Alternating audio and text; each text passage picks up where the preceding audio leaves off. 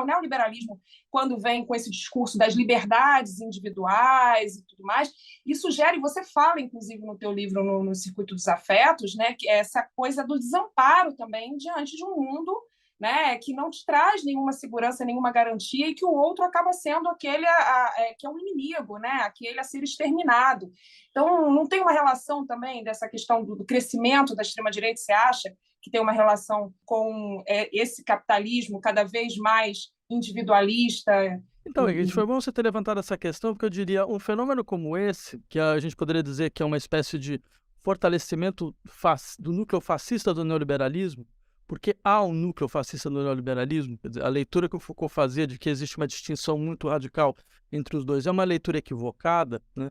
Acho que tem um belíssimo texto que trabalha isso, que chama Sociedade Ingovernável, de um autor chamado Grégoire Chamayou, que vai insistir, não, olha, tem um debate extremamente profundo entre os dois, você vai ver nos anos 20, isso mostra uma tendência própria ao neoliberalismo, ainda mais na América Latina, que o neoliberalismo, o primeiro lugar onde o neoliberalismo vai ser aplicado é na América Latina, é no Chile do Pinochet, e aí se mostra muito claramente a sua vertente autoritária desde o início. Então, eu diria, numa situação como essa, onde você tem o capitalismo agindo desta forma, eu diria o seguinte, a análise desse processo é uma análise multifatorial. Então, a complexidade dela vem de dois elementos. Primeiro, as localidades onde esse processo ocorre, elas têm digamos assim, sua rede de causalidades próprias. O fato de que isso acontece no Brasil de uma certa forma e na Suécia de outra forma, certo? Não elimina o fato de que você tem peculiaridades nos países que explicam um conjunto de fenômenos. Agora não explicam tudo, é verdade. Então você tem essa articulação entre você tem um fenômeno global e você tem características locais, né? Quer dizer, por exemplo, no caso brasileiro, você tem a estrutura da violência histórica estatal que vem da nossa realidade colonial, que não é o caso sueco, né? Mas no caso brasileiro isso é decisivo.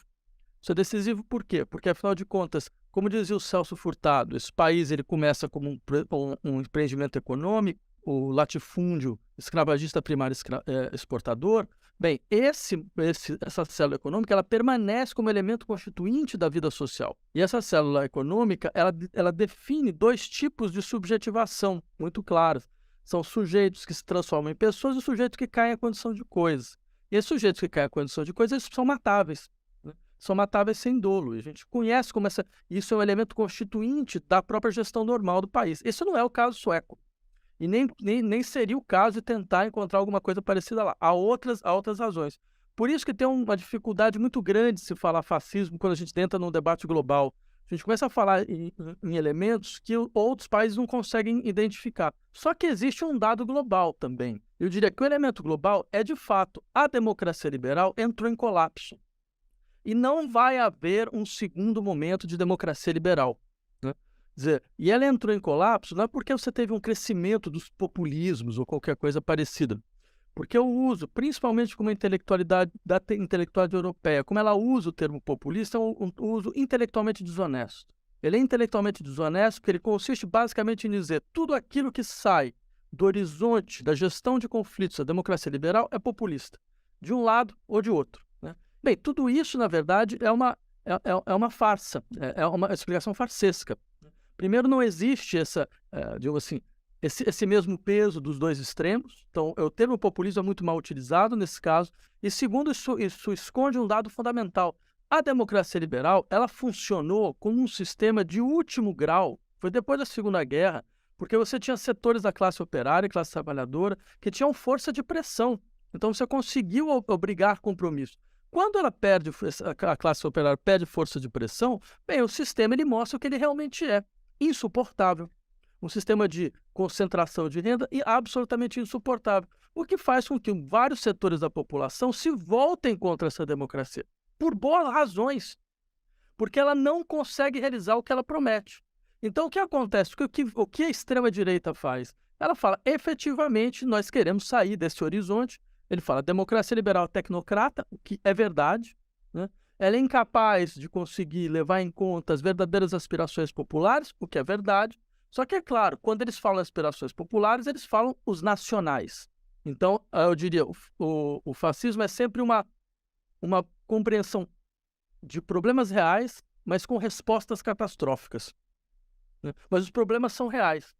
Então, qual é a junção que a gente vê nesses casos? A junção que a gente vê nesses casos é mais ou menos o seguinte. Primeiro, você precisa tirar aqueles que são os privilegiados. E quem são os privilegiados? Não é o sistema financeiro, né? Não são as elites financeiras. O sistema privilegiado são aqueles que têm proteção do Estado. São os setores que têm proteção do Estado.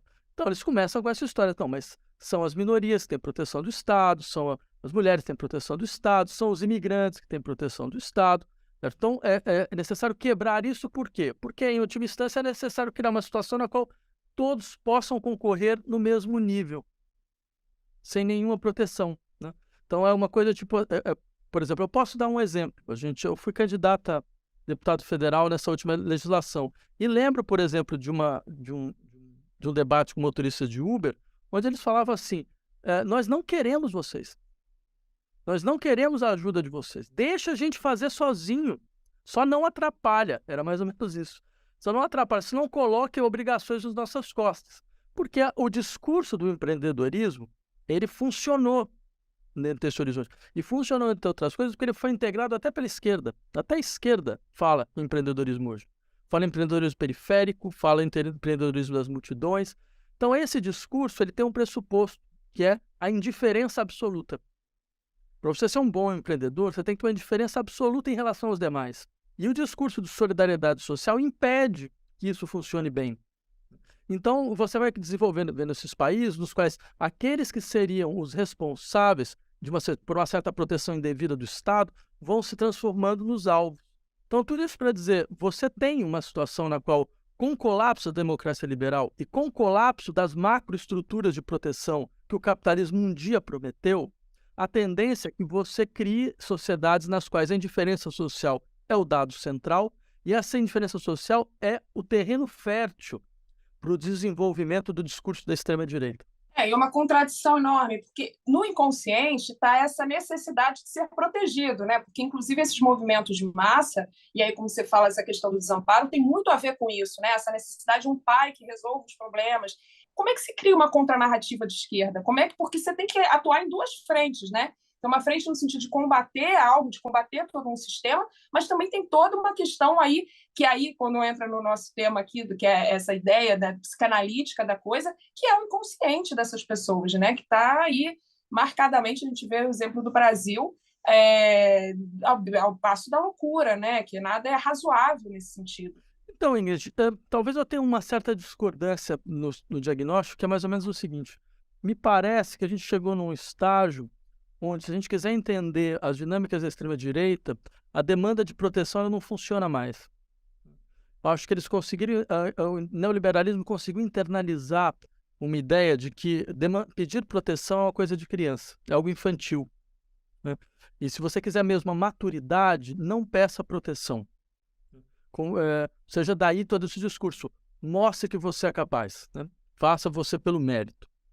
Então, claro, a gente sabe muito bem o que significa o mérito dentro de uma sociedade na qual nem todos estão na mesma situação, mas é interessante do ponto de vista discursivo e mesmo psíquico como a coisa funciona, né? Porque não é à toa que o discurso da extrema-direita, o valor fundamental é a liberdade.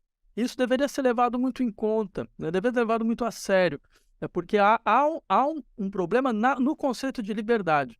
Isso, ou pelo menos desta forma como o conceito de liberdade está sendo colocado em circulação. Porque liberdade, nesse contexto, é basicamente propriedade de si. Você poder ser proprietário de si mesmo, né? Então, se você é proprietário de si mesmo, então, em última instância, quer dizer, você não deve, ninguém pode te impor nada que não seja, principalmente em relação a você, seu corpo, como você faz, que não seja alguma coisa com do qual você concorde. Daí, por exemplo, essa associação bastante bizonha entre libertários, grupos anti-vacina e mesmo gente de extrema esquerda, né? No caso da França tem o Comitê Invisível que os caras foram parar fazendo defesa da anti-vax. E qual que era o discurso? E é muito interessante, eu estava na Alemanha durante um tempo fazendo pesquisa, lembro de entrar em uma manifestação que eu demorei uns 5 minutos para saber se a manifestação era de esquerda ou era de direita. Eu olhava todos aqueles cartazes e falava, não, espera aí, mas esse é o nosso discurso, né? Aí, de repente, eu vi que era uma manifestação anti-vax. Só que é muito interessante, por exemplo, tinha um cartaz que era o meu corpo, minhas regras. E o dado interessante é que é consistente, não é absurdo. A gente tem uma tendência de jogar a nossa superioridade intelectual dentro do debate e achar que são completamente obscurantistas e estúpidos. Não é. Porque, efetivamente, se você parte desse princípio de que o corpo é seu, certo? Então por que que você tem que aceitar que você vai ter que tomar vacina, né? Quer dizer, e claro, você pode falar, mas seu corpo, você não pode colocar o corpo dos outros em risco. Mas eles vão colocar, aí entra o argumento de autoridade. Vão falar assim, mas quem sabe, quem define o que é o risco efetivo e quem não é? Um conjunto de cientistas que acham que podem, em última instância, legislar pela vida social? Democracia não era o discurso de todo mundo? Então, como é que eu vou, então, agora procurar especialistas para definir, afinal de contas, onde termina a minha liberdade e onde começa a do outro? Bem, o dado é que o erro está na base. O erro está em achar que esse corpo é seu, entendeu? Esse corpo é minha propriedade. É como se a gente parte de corpos isolados e depois a gente pensa em associação entre corpos como elemento fundamental da sociedade, que é a ilusão liberal por excelência. Não, na verdade a gente parte de corpos em relação. Eles são imediatamente corpos em relação. Corpos individuais são uma abstração desse dado inicial. O dado inicial é que você tem um corpo social. Esse que é o dado inicial. Então, a liberdade é a preservação do corpo social. Então, a gente precisa de um outro conceito de liberdade, né? Quer dizer, a liberdade é uma liberdade vinculada à ideia de solidariedade, a ideia de que, bem, se você faz parte de um corpo social, se acontece alguma coisa com você, é como no corpo. Se acontece alguma coisa num membro do corpo, todo o resto do corpo vai sentir. Você não tem como isolar uma coisa da outra. Então, você tem que pensar a partir desse horizonte. Esse raciocínio nos falta na esquerda. Eu diria, o problema fundamental da esquerda é que ela perdeu sua gramática de luta. Nossa gramática de luta é composta a partir da gramática daqueles contra os quais nós nos batemos. Nossa ideia de liberdade, nossa ideia de solidariedade, ela não é mais a ideia que a esquerda normalmente defendia. E é muito claro ver isso. Por exemplo, pensa nesses últimos embates eleitorais que você viu. Um dos elementos constituintes do discurso de esquerda, só para pegar um exemplo que eu acho assim, um dos mais característicos, um dos elementos constituintes do discurso de esquerda é a ideia de autogestão da classe trabalhadora, né? A classe trabalhadora vai gerir os próprios processos produtivos. Qual foi o último candidato de esquerda que você ouviu algo dessa natureza? Quantas décadas a gente não ouviu uma coisa dessa? Por quê? Porque é impraticável se fazer?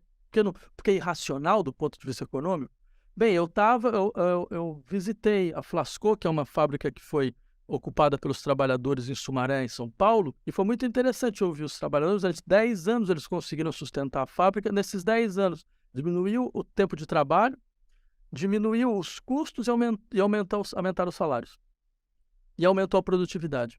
Ou seja, do ponto de vista econômico, era totalmente racional. Então, por que esses discursos desaparecem da esquerda?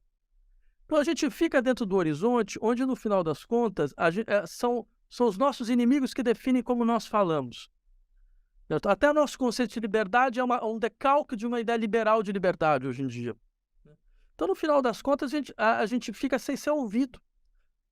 E ao ficar sem ser ouvido, a extrema-direita, que ela não só tem um discurso organizado, o discurso é consistente, eu ainda digo mais, a esquerda hoje, ela organiza a sua forma de comunicação da mesma maneira como que você vê a organização da comunicação em redes sociais da indústria cultural. A gente naturalizou isso.